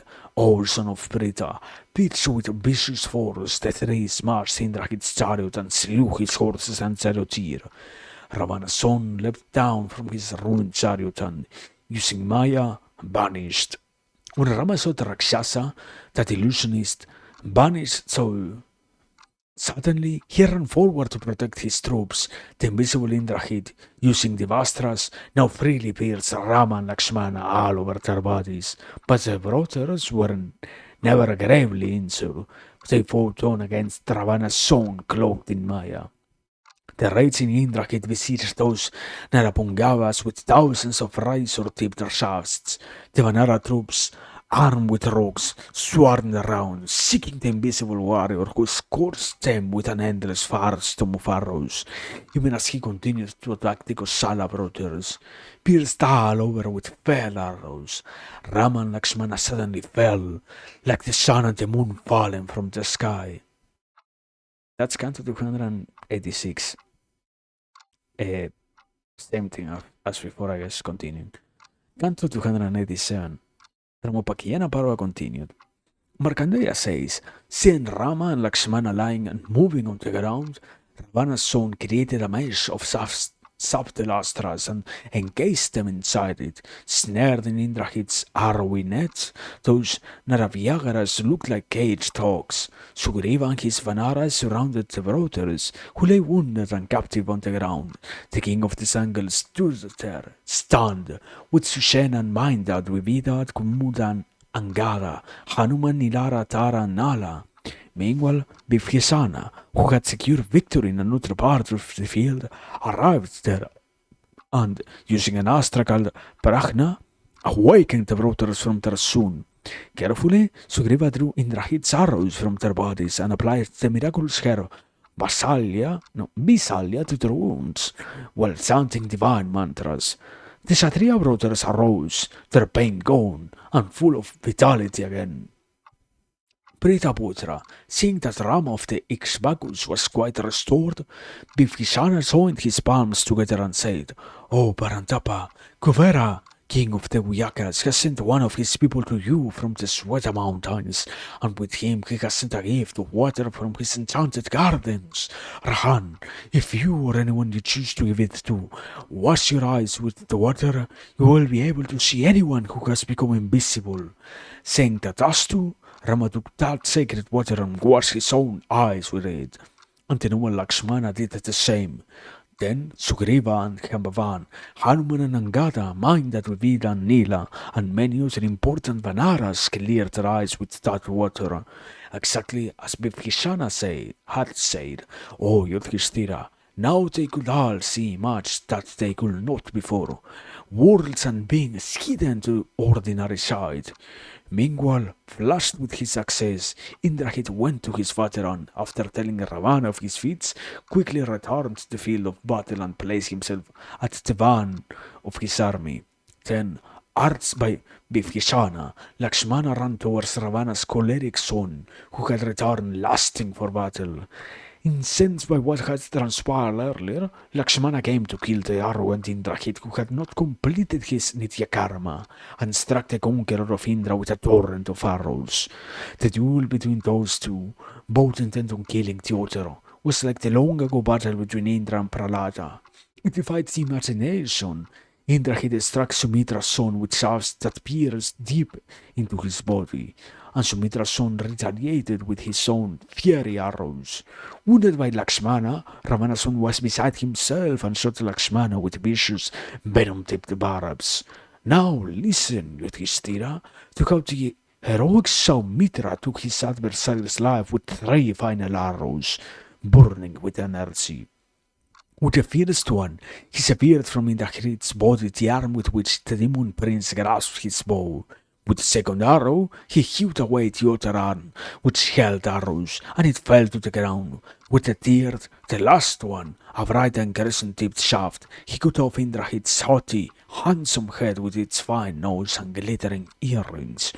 Shorn of arms and head, Indrahit's torso was frightful to look at. Thus, Lakshmana killed his greatest adversary, and then the mightiest of mighty men easily dispatched Indrahit's Sarati.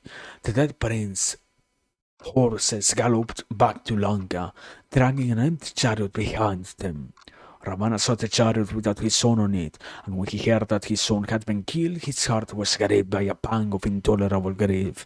In his anguish, the lord of all Rakshasas wanted to kill the princess of Mithila.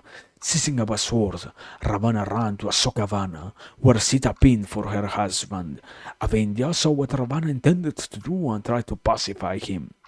Listen, Yudhishthira, to the ways in which Avindhya tried to stop Ravana from the murder he was bent on. The ways Rakshasa said. Wait, is this a woman?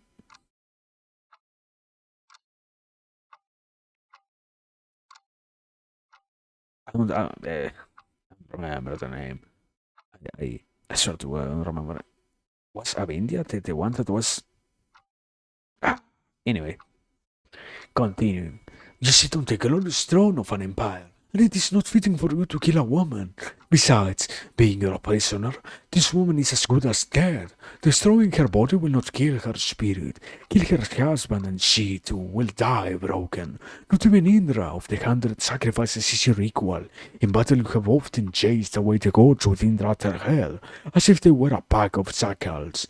Speaking eloquently and at some length, Avindhya succeeded in pacifying the city Ravana, who grew calmer and abandoned his mad resolve. The Rakshasa king sheathed his sword and ordered his chariot to be readied for battle against Rama and his army of the wilds. Okay, okay, that's Canto 287. Is there an idea? I still don't. I mean, now whether it is a far more important figure, but I don't think still there is anything. At this point, I guess it's sort of giving up on on all of these candles, basically. I don't know, bro. I'm not all that good for interpreting things. I can, let's say like this, I have to assume that they have more layers of understanding. I cannot access them so easily.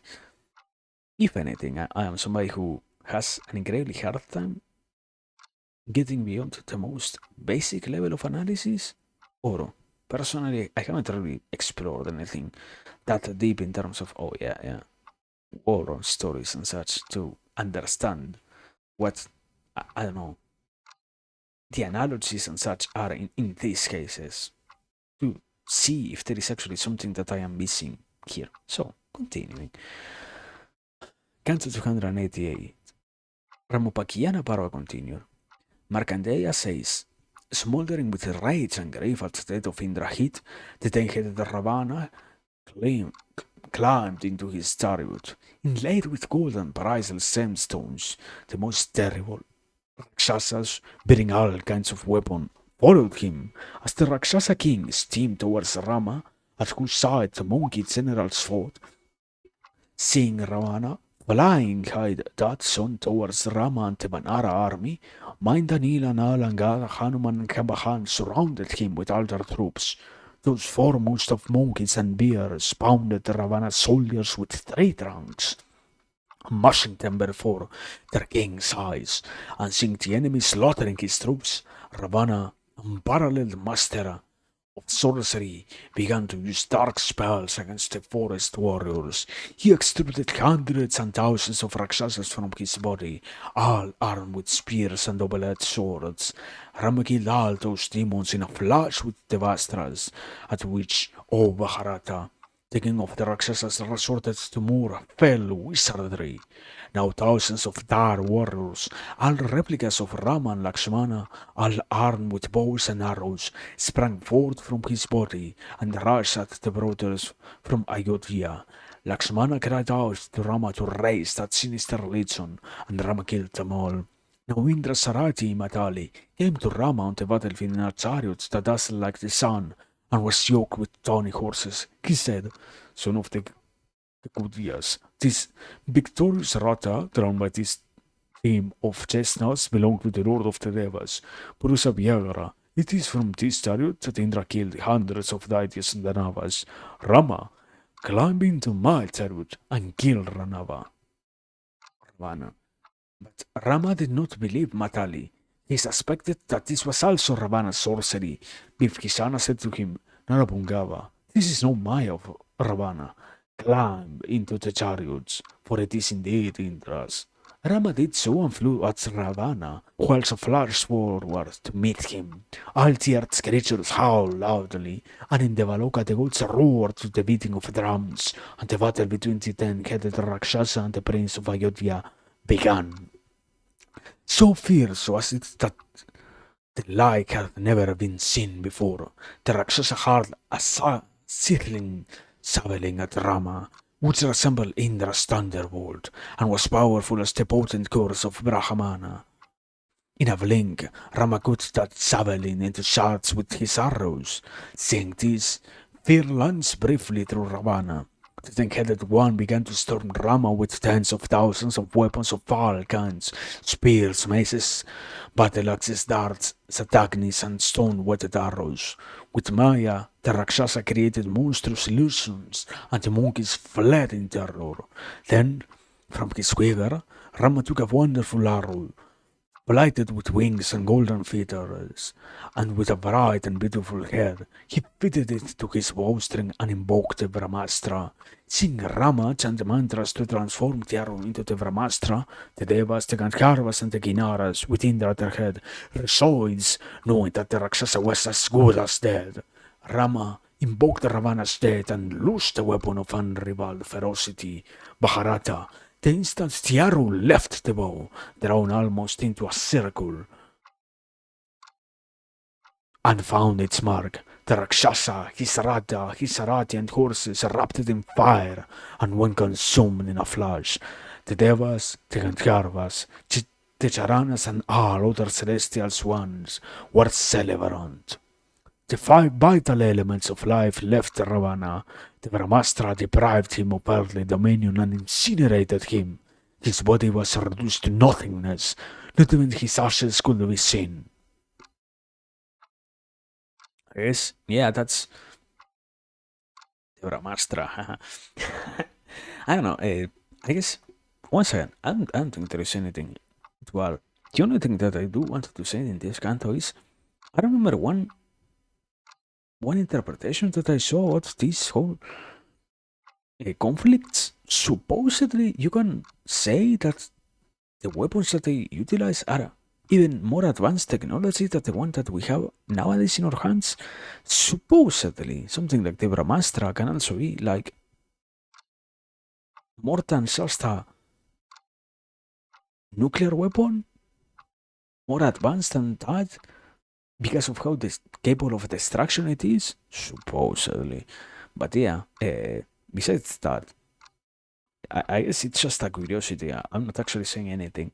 I don't have any other concept here to add. So, continuing.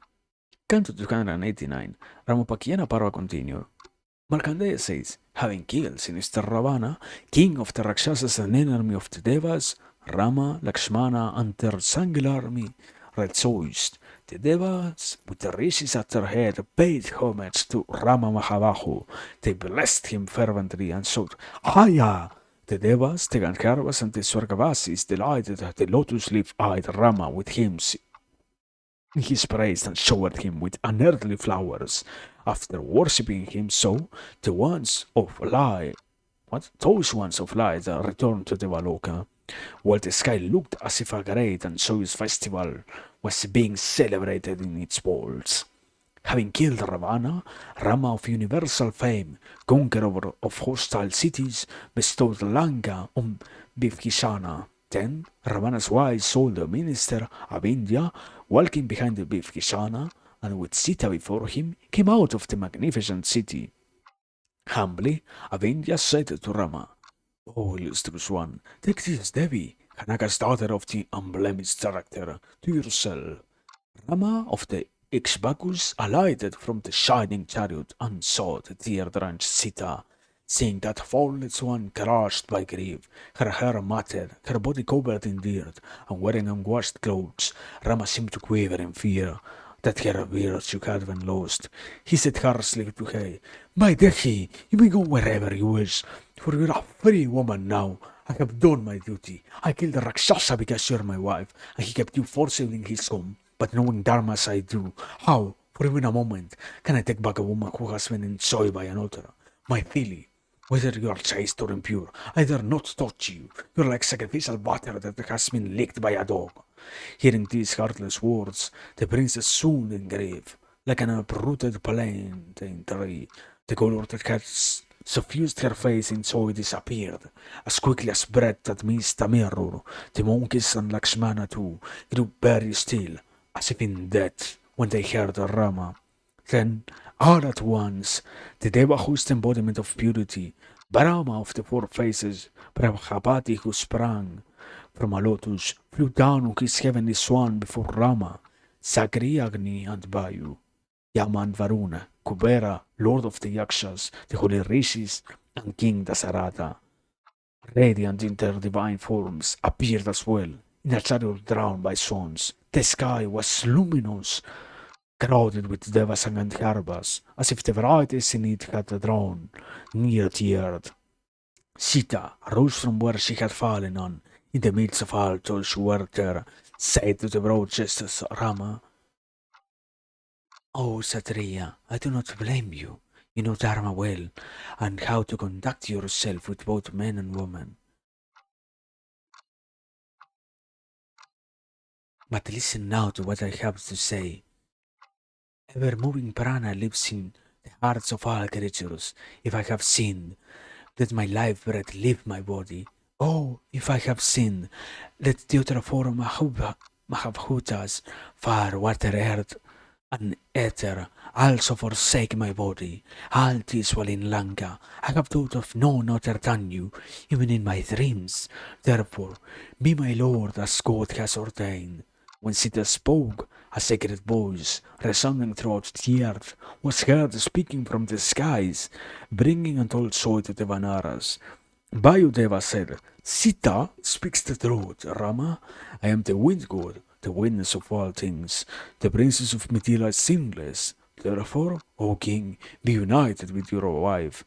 Now Agni Deva said, "Rakha, Rakha, Rakhava, I dwell within the bodies of all creatures.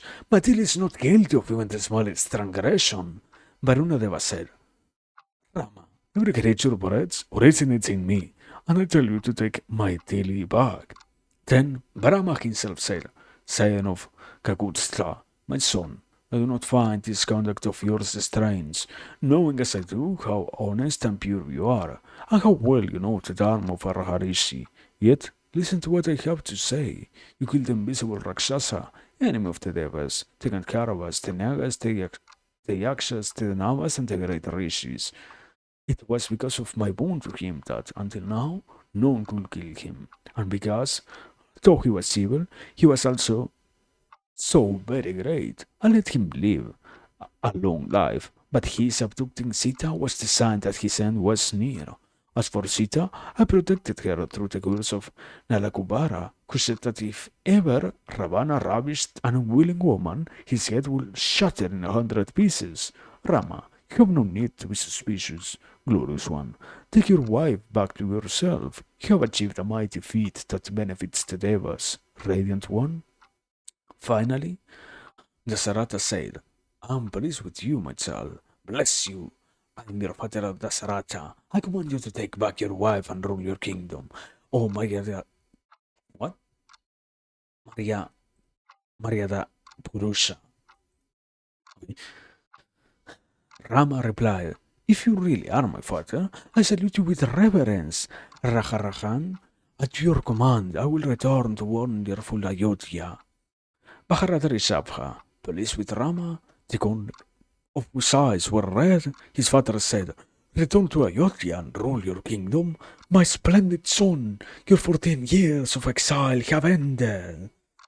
Rama bowed to the gods, and with his friends' felicitations, was united again with his wife, and they looked like Mahendra, the lord of the Devas, and Puloma's daughter, the chastiser of his enemies, gave a boon to Avindya, and he bestowed riches and honors on the Rakshasi Trihata. Rama, with all the Devas led by Indra, said to Rama, Son of Kausalya, what boons does your heart desire that we can grant you? Rama prayed to him to grant him devotion to Dharma, victory over his enemies, and the restoration to life of all the Vanaras that the Rakshasas had killed. Rama did as he asked, and all the Sangalfor killed in the battle came to life again and stood up on the battlefield as if they awoke from a dream. Sita granted Hanuman a boon, saying, May you live for as long as the fame of Rama's achievement does, O Hanuman of the golden eyes, by my grace, may you always enjoy divine food and drinks. Then, even as the warriors of the immaculate deeds looked on, the devas with Indra at their head disappeared. Seeing Rama united with Janaki, Sagrasarati Matali was delighted and addressed Rama as he stood in the midst of his friends.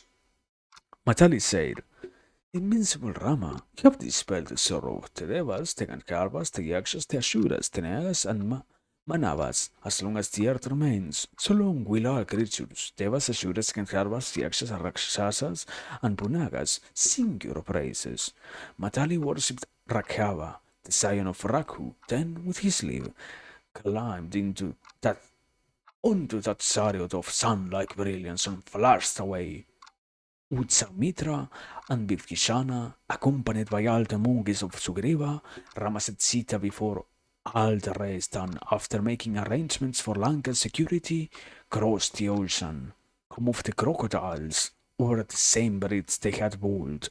Rama rode on the flying Vimana, Pushpaka, which could go anywhere at the will of he who rode in it.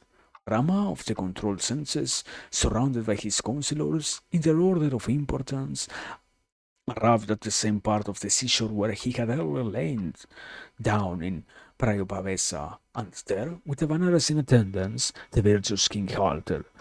Raghunandana brought the monkeys before him, one by one, and venerated them all, giving them gifts of jewels and magical gemstones, and then sent them home.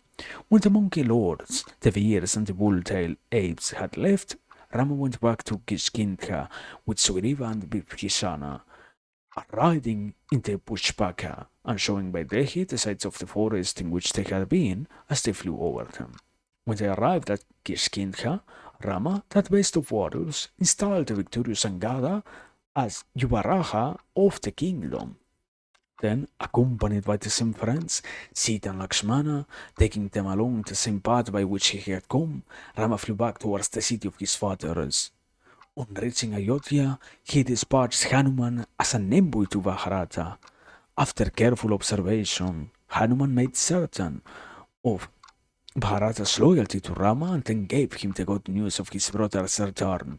Rama went to Nandigrama, where he saw Bharata covered in dirt and clad in rags, seated with his brother Sandal before him, talking to them even as if to Rama. O bull of the Bharatas, indescribable was Rama and Lakshmana's joy at being united with Bharata and Satrugna, and great too was Bharata and Satrugna's rapture at being united with their brothers and at seeing Sita again. Bharata worshipped his brother and gladly returned to the kingdom that he had held as a sacred trust into Rama's hands at the auspicious 8th hour of the day, under the Sravana Nakshatra. Vasishta and Vamadeva together crowned Rama as king of Ayodhya. After his investiture, Rama gave leave to Sugriva, the Vanara king, and all of his followers, as well as to Vibhishana of the Pulastias, to return to their own kingdoms, having ever paid homage to them with gifts and due rituals. It was with tears in his eyes and a heavy heart that Rama bid them farewell. He worshipped the Pushpaka Vaimana and sent it home to Vaisravana. Later, assisted by the Varishi Vasishta, Rama performed on the banks of the Gomati, then also met Yaganas with no hindrances of any kind, and with 3 times as many gifts to Brahmanas as before.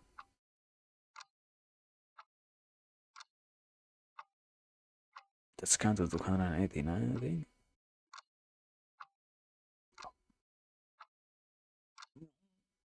Just one. Okay. How many more do we actually have? This one, okay, this one. Literally a little bit more than 1 page. This one, we're done. Now for real. Uh, Conclusion? I don't know, bro. I guess it's more than anything else, yeah. Tying up the whole story of what we had seen before. Oh, I guess most of it was already highly anticipated, and if I have to actually try to add anything, I guess to some degree, one of the additions is the whole aspect of how Rama sort of resembles the Pandavas in the way in which they have to defeat the Kurus, Kurus being the main bad guys from the quote unquote present. That's why we are also observing this story and why they did. I guess the resemblance that they are trying to paint here is Draupadi, the woman of the Pandavas, went through something similar to what the Sita, the woman of Rama, went through. And neither of them was actually tainted. They were just they had what's the word? Their honor. They were disgraced in that sense, I guess. I don't know how to actually express that. But yeah, that's the only thing that happened. They were ridiculed, let's say. And no actual relation, quote unquote, happened of any other kind. But besides that, I don't know. I guess that isn't actually completely clear. They are the same embodiments of the gods, also? I don't understand that fully. I probably should have to re-examine that later on my own, but anyway, we literally have one more content and we're done for today, so let me finish. Thank you. Canto 290. Ramapakyana Parva continued. Markandeya says, Mahabahu, that was how Rama of the ineffable Tejas suffered during his exile in the forest. O tiger among men, do not grieve. You are a Kshatriya, a slayer of your enemies. You have the same path of Dharma, dependent on the strength of your arms, which is sure to lead to success. You are a sinless. Even the Devas with Indra at their head and the Shuras will follow you in Dharma. It was after similar tribulations that Indra, with the help of the Maruts, slew Ashura the invincible Namuchi, and Dirka what? The Rakshasi with the long tongue, the man who has support fulfills all his goals. What obstacle is there that cannot be overcome in battle by him who has the Nankaya for his brother? Bhima of the awesome prowess is the strongest of the strong, and the young sons of Madri are mighty bowmen. With brothers like this, why do you despair, Parantapa? They can vanquish the combined armies of the Bakradari and the Maruts. Having such brothers, Maharata Rishabha, you are sure to conquer all your enemies. Look how these Kshatriyas performed incredible feats of valor to bring back Drupada's daughter Krishna, whom the sinful, arrogant Sandhava abducted. They overpowered Kayadratha, who then lay helpless and pitiful at your feet. Rama had only an army of bananas and rickshaws when he was rescued by by by killing Ravana in battle. Rahan, bear all this in mind, and do not grieve. Noble souls like you never give in to sorrow, Parantapa. So Markandeya comforts the king, and that Kshatriya Mahatman shrugs off his melancholy and speaks once more to Markandeya. And that's it. That's Canto 290. That's the end of Ramopakiyana Parva.